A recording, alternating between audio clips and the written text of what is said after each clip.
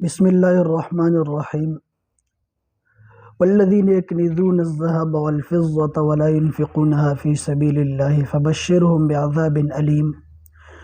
یوم یحمى علیہا فی نار جہنم فتکوى بها جباہهم وجنوبهم وظہورهم هذا ما کنزتم لانفسکم فذوقوا ما کنتم تکنزون۔ یہ اللہ تعالیٰ کا ارشاد ہے سورہ توبہ کے اندر کہ جو لوگ سونا اور چاندی جو ہے وہ جمع کرتے اور اللہ کے راستے میں خرچ نہیں کرتے تو اے نبی آپ ان کو دردناک عذاب کی خوشخبری دیں۔ وہ عذاب کی تفصیل کیا ہے تو ایسی اگلی آیت کے اندر اللہ تعالیٰ نے بیان فرمایا کہ جس دن اس سونا اور چاندی جو ہے اس کو گرم کیا جائے گا، تپایا جائے گا آگ کے اوپر، جہنم کی آگ کے اوپر، اور پھر ان کے پیشانیاں اور ان کے جو پہلو ہے اور ان کے پیٹھ جو ہے وہ اس جو سونا اور چاندی گرم کی گئی ہے اس سے جو ہے وہ جلایا جائے گا،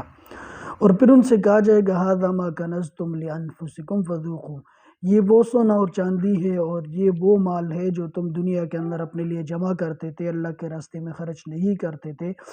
تو اب اس کا عذاب کا مزہ جو ہے وہ چکھو۔ جو تم نے سونا اور چاندی جمع کی ہے اس کی وجہ سے یہ عذاب تمہیں ہو رہا ہے۔ یہ زکوٰۃ نہ دینے پر جو ہے اللہ تعالیٰ کی طرف سے یہ وعید ہے کہ جو لوگ اپنی مالوں کا زکوٰۃ ادا نہیں کرتے تو قیامت والے دن انہی مالوں کو جو ہے وہ گرم کر کے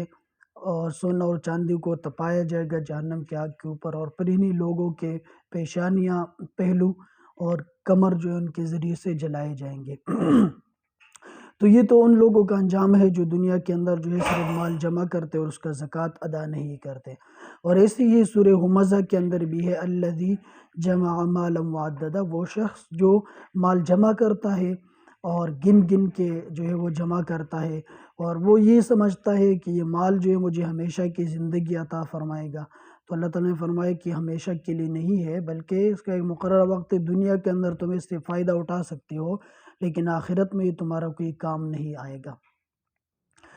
اب بات آتی ہے کہ اللہ تعالیٰ نے جو یہ حکم دیا ہے کہ مال کے اندر زکوٰۃ ادا کرو، تو یہ حکم کیوں دیا ہے؟ وجہ اس کی یہ کہ دیکھیں مال جتنا بھی ہو، دنیا کے اندر جتنے بھی ہم مال کماتے تو ہم تو یہ سمجھتے ہیں کہ ہم نے اس کو دکان کے ذریعے سے کما لیا، ہم نے کسی جگہ جو نوکری کی ہے اس کے ذریعے سے کما لیا، ہم نے محنت اور مزدوری کی اس کے ذریعے سے کما لیا، یا ہم نے کھیتی باڑی کی اس کے ذریعے سے کما لیا۔ تو اب سوال یہ پیدا ہوتا ہے کہ دیکھیں اگر کوئی بندہ جو ہے دکان کھول کے بیٹھ جائے اور اللہ تعالیٰ اس کے پاس گاہکی نہ بھیجے، کسی کے دل میں ڈالے ہی نہیں کہ جا کے اس سے خریدو، تو پھر آیا وہ کما سکے گا یا نہیں؟ تو جو ہم کما رہے ہیں وہ اللہ تعالیٰ ہی ہمارے پاس لوگوں کو بھیج رہا ہے۔ ایسے ہی ہم کسی جگہ ملازمت کرتے ہیں تو اگر اللہ تعالیٰ ہماری نوکری کسی جگہ نہ لگائے تو پھر ہم یہ کس کے ذریعے سے کما سکتے ہیں؟ ایسے ہی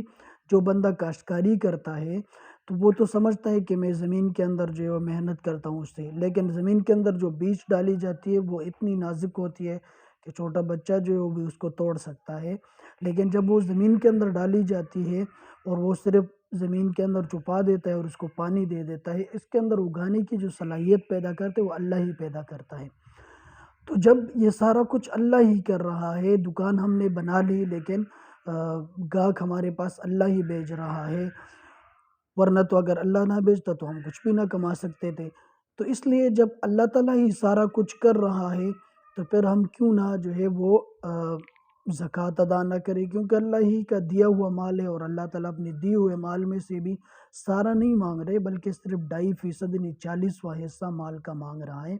وہ بھی اگر ہم ادا نہ کریں تو پھر ہم اللہ تعالیٰ کے کس قدر ناشکرے ہوں گے۔ ایک مفتی صاحب ہے، مفتی محمد تقی صاحب کے بھائی ہے، وہ کہتے ہیں کہ اللہ تعالیٰ جو ہے کیسے انسان کو روزی دیتا ہے، تو کہہ رہے کہ ایک دن بہت سخت بارش ہو رہی تھی اور لاہور کے اندر ان کی دکان تھی، تو وہ کہہ رہے کہ بہت سخت بارش ہو رہی تھی، تو میں نے دل میں سوچا کہ اتنی شدید بارش ہے کہ گھر سے کوئی نکل ہی نہیں سکتا، تو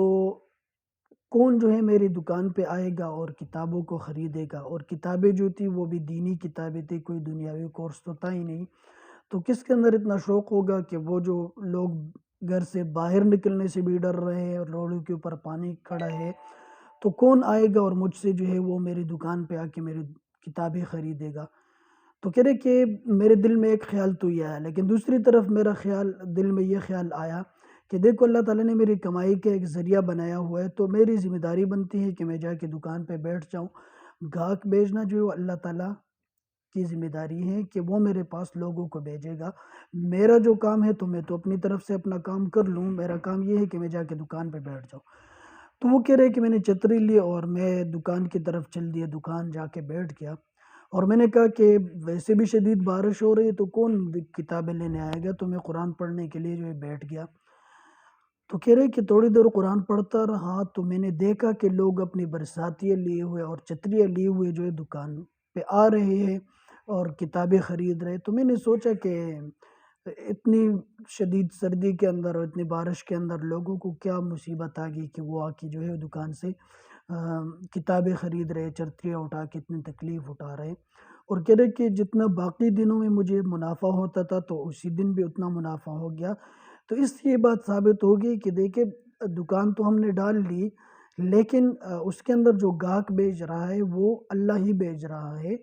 اللہ ہی جو ہے وہ سارا کچھ کر رہا ہے۔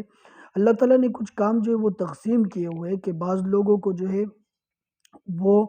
ایک چیز، مثلا دکان، ایک بندے نے دکان ڈال دی، ٹھیک ہے، اور دوسرے بندے جو اللہ تعالیٰ نے ان کے دل میں ڈال دیا کہ جا کے اس بندے سے خرید لو۔ ورنہ تو کہیں پہ بھی ایسا نہیں ہوا کہ لوگوں کے ہاں تقسیم ہوا ہو کہ اتنے بندے جو ہے وہ کپڑے کی دکان ڈال لے اور اتنے بندے جو ہے وہ گوشت کے دکان ڈال لے، اتنے بندے جو ہے سبزی کی دکان ڈال لے، بلکہ یہ کہیں پہ بھی نہیں ہوا، ایسا کوئی کانفرنس بھی نہیں بلایا گیا، بلکہ یہ اللہ تعالیٰ ہی کی طرف سے بعض لوگوں کے دل میں اللہ تعالیٰ نے ڈال دیا، تو انہوں نے وہ دکان ڈالی سبزی کی یا کتابوں کی یا اور چیزوں کی،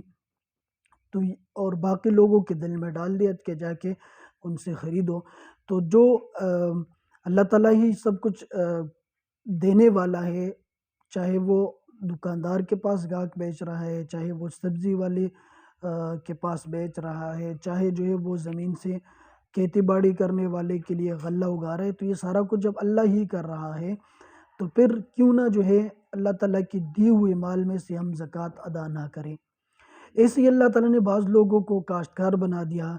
کہ وہ زراعت کرتے ہیں اور کھیتی باڑی کر کے اس سے غلہ وغیرہ اگتا ہے اور پھر جا کے بیچتے ہیں، تو اس کے ذریعے سے وہ منافع کماتے ہیں۔ تو اللہ تعالیٰ نے ان کے دل میں یہ بات ڈال دی کہ تم یہ کرو، اور دوسرے لوگوں کے دل میں بات ڈال دی کہ تم جا کے ان سے خریدو۔ تو یہ سارا کچھ جب اللہ تعالیٰ ہی کر رہا ہے تو پھر کیوں نہ ہم جو ہے وہ اللہ تعالیٰ کے دیے ہوئے مال میں سے زکوٰۃ کیوں نہ ادا کریں، کیونکہ اللہ تعالیٰ کے ارشاد للہ ما فی السماوات کہ جو کچھ آسمان اور زمین کے اندر ہے تو اللہ ہی کی ذات کر رہی ہے، سب کچھ کا مالک وہ ہے۔ تو یہ سارا کچھ جب نظام اللہ ہی چلا رہا ہے، اور پھر اللہ تعالیٰ جو ہے وہ ہم سے پورا مال بھی نہیں مانگتا، بلکہ وہ کہتا ہے کہ آپ اپنے مال میں سے جو ہے وہ صرف 2.5% اپنے مال کا 40واں حصہ، پورے مال کا 40واں حصہ جو ہے وہ نکال کے اللہ کے راستے میں جو ہے وہ خرچ کرو۔ تو کیوں نہ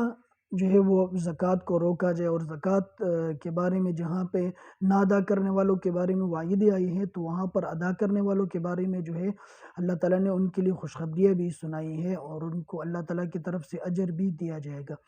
تو اس لیے اور زکوٰۃ جو ہے، جیسے ہم نماز، فرض نماز پڑھتے ہیں تو جہاں پر قرآن میں نماز کا حکم آتا ہے تو وہاں ہی پر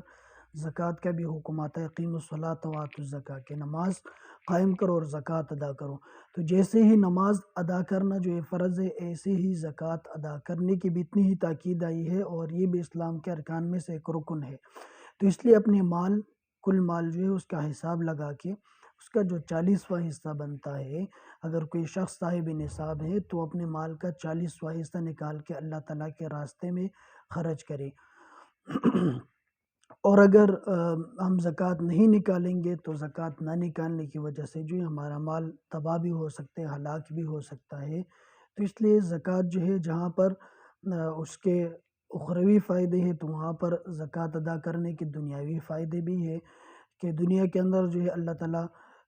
کا حکم اگر ہم نے مان لیا تو اللہ تعالیٰ ہم سے راضی ہو جائیں گے، اور ہم نے ایک عبادت جو ہمارے ذمہ فرض تھا وہ ہم نے ادا کر لیا، اور ایسی ہی اللہ تعالیٰ اس مال کی زکوٰۃ ادا کرنے کی وجہ سے ہمارے مال کے اندر بھی برکت عطا فرمائے گا، اور اس کے اوپر جو حادثات آنے والے ہمارے مال کی، تو زکوٰۃ ادا کرنے کی وجہ سے اللہ تعالیٰ ان کو بھی دور کر دے گا، جتنے شرور آتے ہیں تو وہ بھی اللہ تعالیٰ دور کر دے گا۔